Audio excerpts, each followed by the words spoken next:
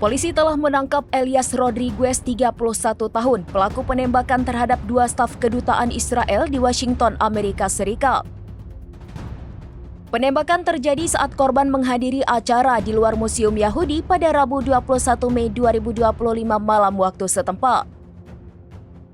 Saat ditangkap polisi, pelaku sempat memberontak dan menyerukan pembebasan Palestina. Presiden Amerika Serikat Donald Trump menyebutnya sebagai tindakan antisemit atau kebencian terhadap Yahudi. Dikutip dari The New York Times, Elias lahir dan besar di Albany Park, kota Chicago. Kawasan ini dikenal sebagai komunitas yang telah lama menyambut para imigran. Seabad yang lalu, Albany Park menjadi rumah bagi banyak keluarga Yahudi dari Eropa. Elias menempuh pendidikan di Universitas Illinois Chicago dan meraih gelar sarjana seni. Ia tercatat sebagai orang yang aktif dalam politik sayap kiri. Elias berulang kali memposting kritik di media sosial. Ia juga pernah bergabung dalam demonstrasi di Chicago yang menentang perang Israel di Gaza.